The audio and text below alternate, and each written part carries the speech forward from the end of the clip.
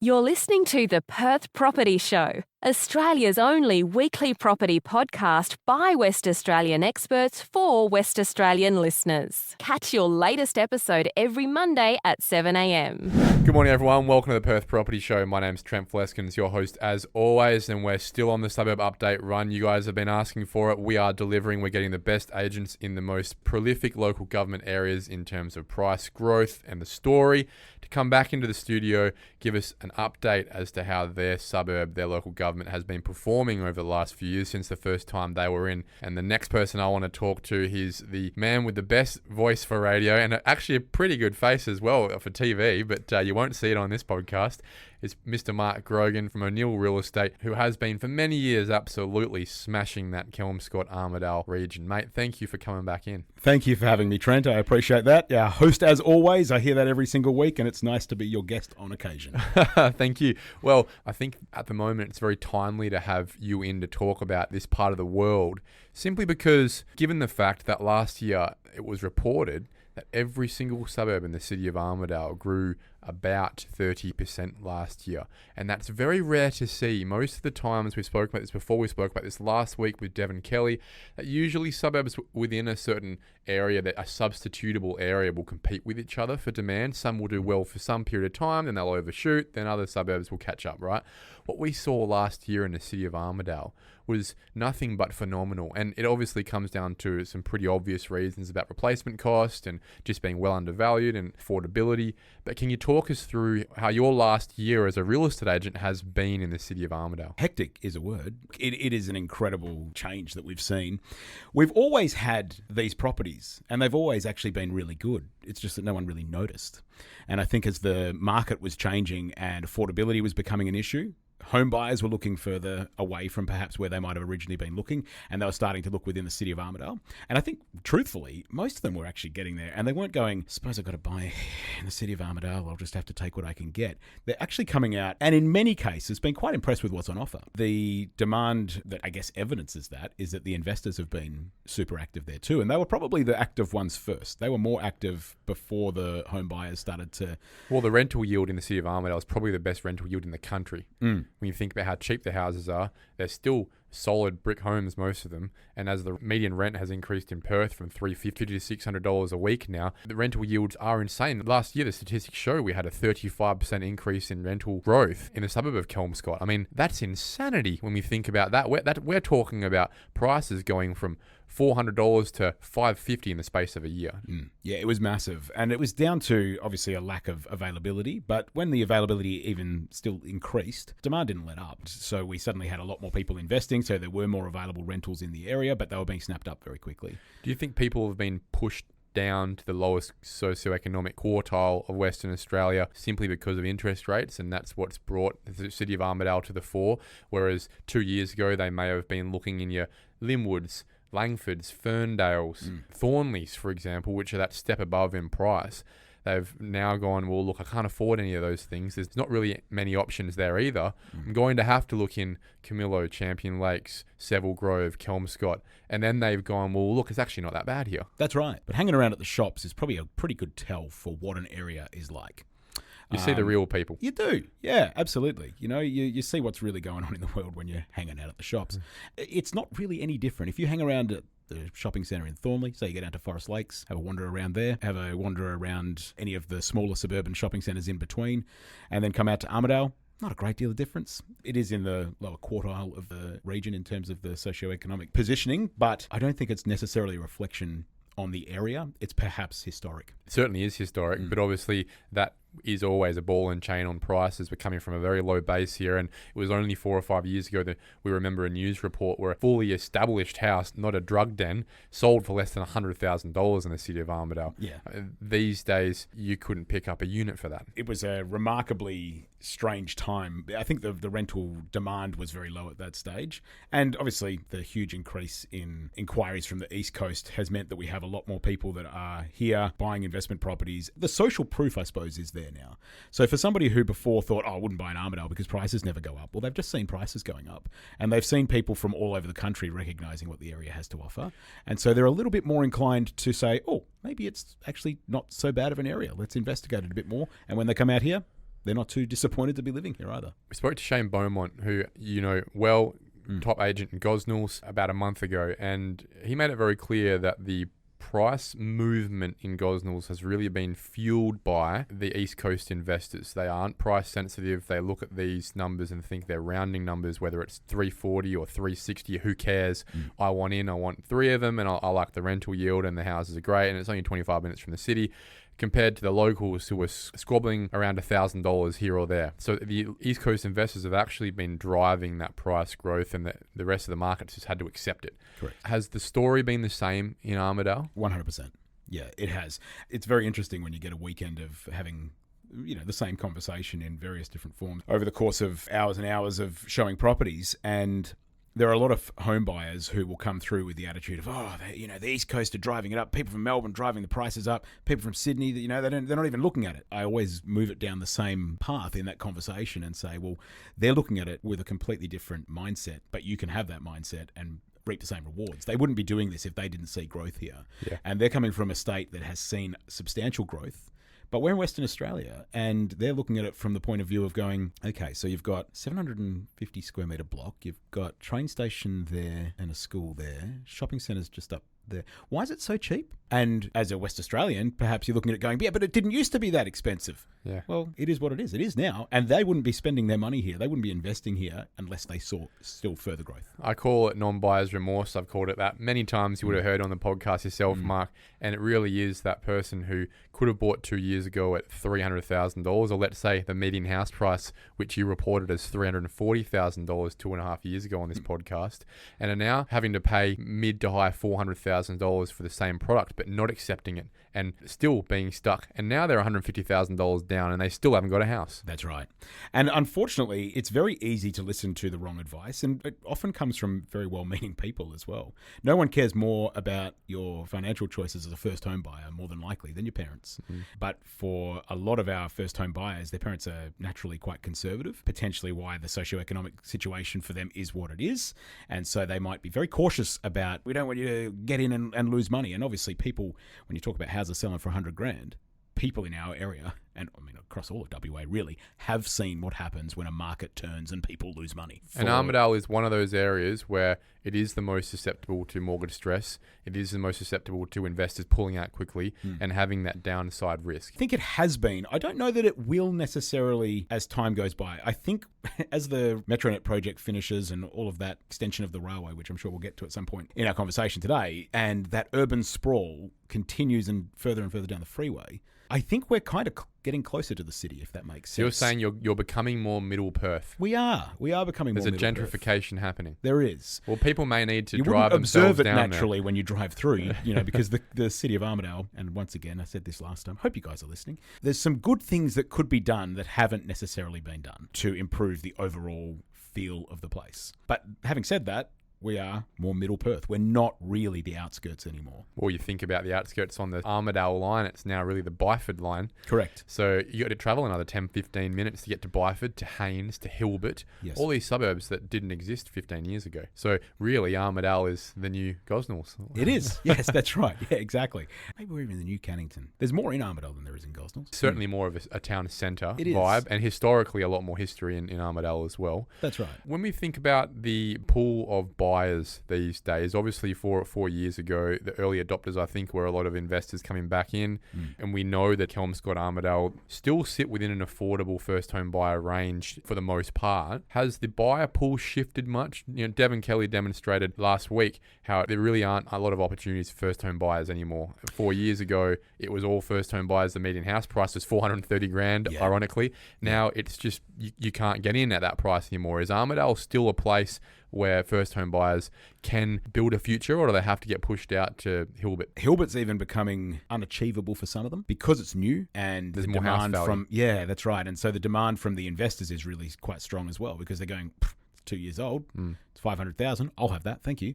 To be honest, the days for first home buyers, unless there's some change in policy, are going to be very, very difficult. I mean, what we've found is because of the $600,000 cap on the First Homeowners Grant Deposit Scheme, the demand for anything up to 600 is really strong. It's interesting because the median house price in Armadale right now is 390,000 based on the previous 12 months of data. Same with Kelmscott sitting at 442. Those numbers, there is nothing for that now. They're not reflective of the average house. Yeah, exactly. You're selling. Yep. There's actually probably, if I look at both of those median house prices, I don't think there's really anything bar for a couple of units that would fit the bill. Look, let's go back 2.5 years ago. I asked you what you would buy for $340,000. You said a brick and tile home on a full block R25, 800 metres from the train station.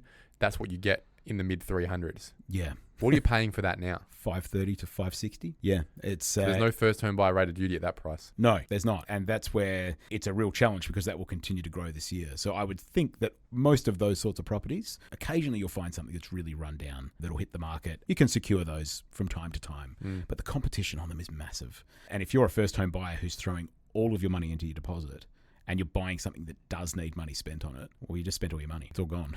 So you're taking a decision at that point to live at a lower standard than perhaps you've been used to, or that you have pictured yourself living in. And that's not what every first home buyer might necessarily have been trained by social media to expect and to put up with. Look, a lot of people in the city of Rockingham, the city of Kwinana, who have gone in there as renovators have really reaped some rewards in the last few years. It's been a strategy. They've followed the East Coast investor and, to be frank, have sold back out to the owner-occupier who doesn't want to wait and is happy to buy a renovated 3x1 or 4x2 in the area.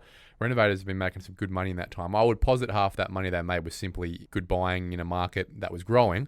But have you seen the same behaviours in the city of Armadale? Are there any active renovators hitting you up saying, make any of those old solid homes available that I can spruce and paint on? The flippers are out there, and I'm sure you're all listening today, as you should be, because it is Perth's premier property podcast. But they're competing against people who have the cash behind them to purchase and renovate and turn it over quickly. And so when they look at it and they're trying to come up with how they could maybe make some money on it and how they're going to afford to do all that work, and they picture themselves doing that over the course of 3 or 4 years perhaps, because that's realistically what it is when you're living in a property and you're trying to fund it yourself. But there's a lot of property flippers out there that are searching as well, and they'll very often pay reasonable money for a property and they'll come in over the top. Well, these are the people that are coming from Rockingham and Kwinana, I think. That's right. It's the same strategy. Yes. And they're making $1. They are, absolutely. I mean, in many cases, even if they just sat on it for 3 months and cleaned it without even really doing a full renovation, they do okay. Yeah, that is the argument I've been making for a while now, is that renovation really only works in a market that's looking after itself in the first place. That's right. It is all about good buying, a bit of a spruce, and then getting it back on the market. Development, it is a fact that the price point is still, in my opinion, below replacement value around the area.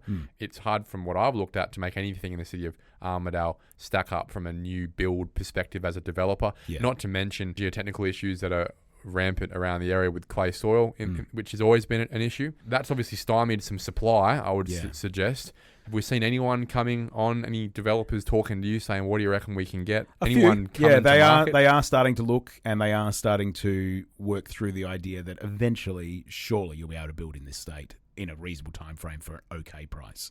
Now, it might be a little while, but I don't think the price is changing. I think it will just be relative to the established market price. Correct, yes. And yeah, it becomes a reasonable price, I suppose, obviously, as the market increases. But it's interesting. I've got a development that's coming on in a couple of weeks. It's nearly complete. I'll be selling 8 units for this guy. And he has held this block for a long time. He held it when the market was in a very tough place, considered selling it at the time. There was not a bit of interest in it at that stage. And he had an offer on them as house and land packages, survey strata development. And he had an offer for a house and land package build. He's the builder as well, doing the build through his development company. The offers came in at, I think it was $275 per unit. And he strongly considered You couldn't even build them for that. No, but he strongly considered it because he could turn them over as the builder himself. He could probably have, made it work to at least get out of that block. So he would have been building to get out of the block. In the end, the guy who was talking about that offer, actually, I think I don't want to do this. I'll leave it. We'll be listing those in a couple of weeks, and we'll be on in the high 4s.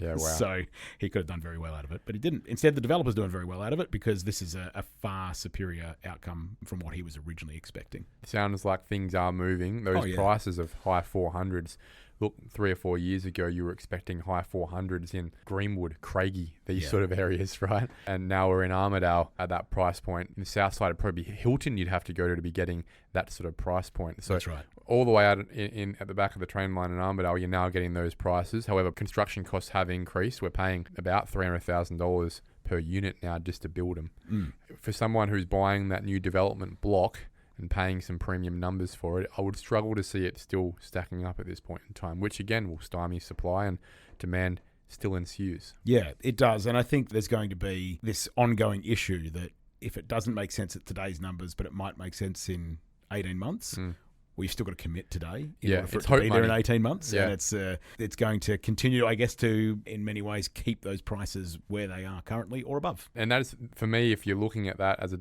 small-scale developer and that is your strategy of hoping things go up and building in an extra 10% per unit over the next 18 months as the development occurs, you may as well just go and buy a property at the total value of the project and let that grow by 10% and not take the risk of the development in the first place. So the logic there doesn't stack up for me, but people will be enticed by the carrot at the end of the day. And it is important to note that whilst I don't believe the market is going to turn anytime soon at all, it can't. There is no way it can turn anytime soon. Yes. At one point in time, the music will stop, and it's those people with a feasibility that says 5% today and 15% in a year and a half when you add growth that will be caught going the other way.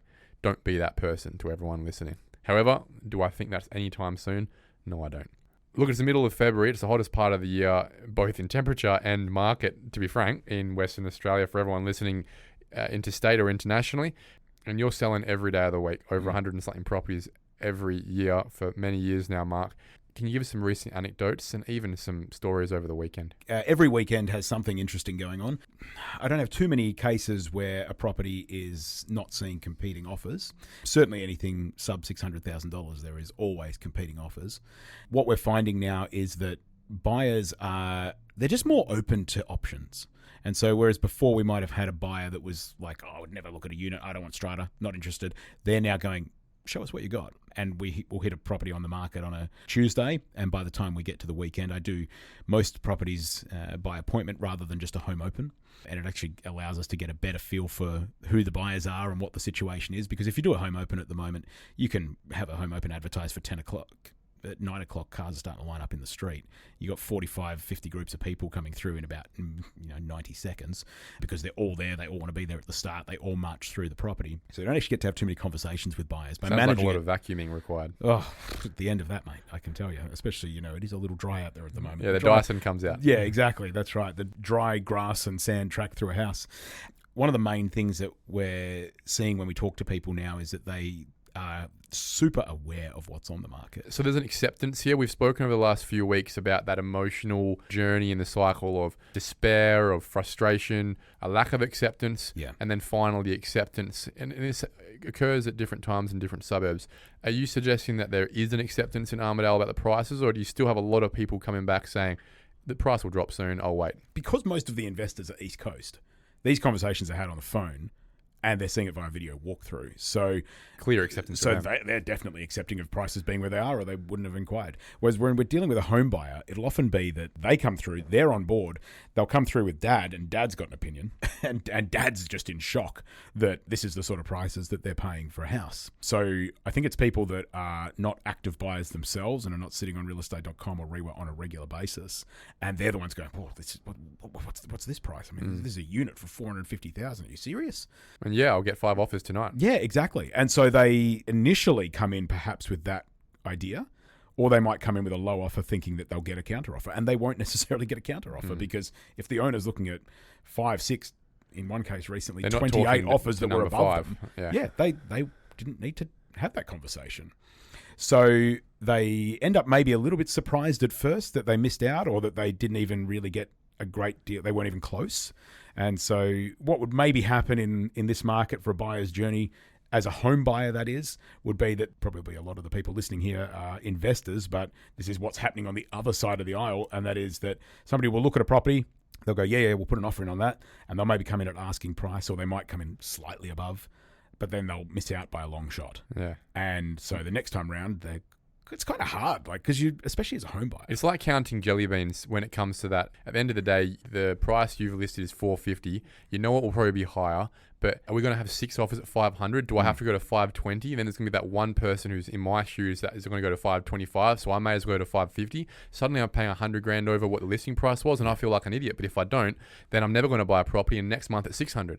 That's what's going through people's and that heads journey right now, sort of takes 4 or point. 5 offers that they might make. Acceptance. So exactly. They go in with their first one a little bit over. Next one, okay, we'll go in a little bit more than that. And then the third one, it's hard because like they're emotionally invested. Yeah, like, the frustration, they've walked through this house exhaustion. and gone, they've pictured themselves living there. Yeah. Okay, well, this time I don't want to have that feeling again. And so this time they might come in with a really So really then you strong get to offer. that question. Every time, I'm sure you've asked this question 1,000 times in the last couple of years. What's the price that you go to where if it was $1 more, you'd be okay with letting it go? That must be your offer price. That didn't used to be the story a few years ago. That is the sentence that we're uttering dozens of times in a week. Look, for all the stories of people going, that's hard. That's really hard market to be in. There's people who made that decision 3 months ago that are laughing now because they're just I'm so glad I did go in like that with that really strong offer because the market has picked up so much. Well, they in probably that have time. their stamp duty back already. Yeah, absolutely. Yep, they would do. And it's hard to jump in, but once you've jumped, you're in now, so you're okay. So right now, if you're listing a property at $450, what's it selling for? We'll never list it at a price that is like ridiculously too attractive and it's not something the seller would even consider or anything like it. It has to be within reason. But what can be within reason? Literally from the time we list a property, they go, we want to do a few things around the place first. We'll get ready and we'll be on the market in 3 weeks' time. By the time we're ready to go to market, it's probably a different price. So we'll often adjust at that point so that it's still attractively priced property, but we also want to make sure that we're not so far behind reality. Because whatever's showing up on RP data is evidence from 8 weeks ago, basically irrelevant. It's not relevant data anymore because in that time, 3 other properties have sold for $50,000 more than that. That's why that median house price of $390 in Armadale is ridiculously inaccurate and it's such irrelevant information. But I've seen this at every price point, Mark, in the last year and especially in the last 6 months. Let's go up another price point at 1.5 mil. The feedback to all the people coming through the first time open, I think it'll be between 1.5, 1.55 on the Saturday morning. By Sunday night, she's got 14 offers and it's gone for 1.65. Yeah. And the seller's ecstatic. The selling agent's thinking, Jesus, I wouldn't have paid that. Genuinely. The buyer's ecstatic because they finally got a house after 4 or 5 offers or 2 or 3 years sometimes. Everyone else is pissed off because they didn't get the chance. And it's like, well, mate, you could have put an offer in at 1.65. You decided not to. Yeah. And now the market data is 1.65 for a house that 4 years ago was probably 1.1. It's an interesting time, even with properties that, because people see the data now so quickly. We had one that was sold recently. The owner had purchased it for $420,000. They had done a renovation on that property and it ended up selling for $650,000. It doesn't show on RP data, obviously, how much they spent on their renovation or the process and the blood, sweat and tears that they had to invest in doing that.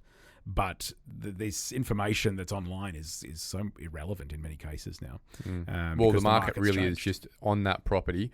What price is is $1 more than the second person? And again, it goes down to nearly counting jelly beans in a jar because no one knows what that price is going to be, not even you anymore. No, we don't. Yep, that's right. One piece of advice, if you could give to the 20 buyers who are probably calling you today for the properties you've got listed, what is that best piece of advice you can give for all 20 to buy their homes this week? If you're a home buyer, even if you're a West Australian investor, do what the East Coast do when it comes to pre-approvals.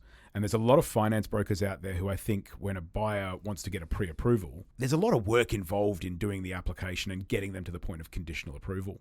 So they'll say, look, just go out and find a property and then we'll submit it to the bank. Whereas on the East Coast, most of these buyers that come with a conditional approval, it's a legitimate conditional approval. There is nothing standing in the way of it other than a valuation. And so they'll get their approval formally within 2 to 3 days sometimes. Whereas when a buyer from Perth says, yeah, I'm pre-approved, I mean, half the time it can mean that they've done a phone conversation with a broker and they don't have anything in writing. They've got nothing to put forward. So be genuinely pre-approved. Be 100% ready. Otherwise, don't bother putting an offer in with Mark Grogan. That is, well, you still put it in, but you're probably not going to get it. Yeah. And if you've got a broker who's telling you that, possibly talk to another broker. Okay. Yeah, if well, you've got there one it is, that's- that one piece of advice. Make sure when you're putting an offer in on a property in the City of Armadale, you are fully pre-approved, ready to go for a price all the way up to what your offer might have to be, even if it's $100,000 over that listing price. Yeah. Be prepared to be fully pre-approved. Then it's just about best price. It is, yeah, best price and best conditions as well. We had recently an older fella who had been in a property for 50 odd years. Moving is an extremely difficult thing for someone to get their head around at that point. It's a huge task. So the offer that he accepted on his property was settlement in 28 days, and the buyer graciously was able to give him 90 days to vacate without paying rent. So they were allowed to start doing a few things on the property themselves in terms of work outside, but in him coming out of the house, they're giving him 90 days to vacate. Rent-free, rent back. Absolutely, yeah. And so as a buyer, if you can put those conditions forward to the agent as an option, if you think that might help, put any of those sorts of conditions forward. Offer, particularly when it's an owner-occupier's home that you're purchasing, some flexibility around the settlement timeframes. Because they're, in many cases, going, we don't know what we're going to buy.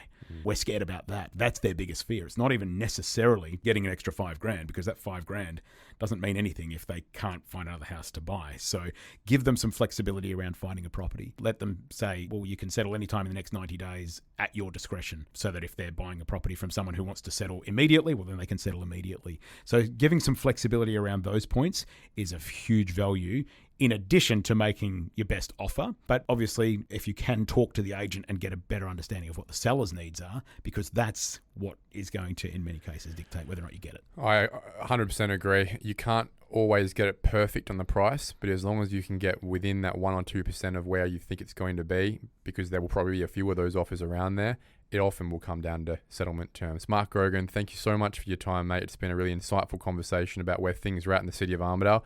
Enjoy selling another 100 and something properties over the next 12 months, and I'm sure we'll have you in again for another update. Trent, thank you very much. And on behalf of everyone who listens to the podcast, thank you for doing it. It is of huge value to us as real estate agents. I can say that. Any agent that's not listening to it really should be. And any investor or home buyer who's not, well, maybe don't tell them about it, because then they'll get on board and they'll have the same information that you're equipping everyone else with. So thank you for your work. Thanks, mate.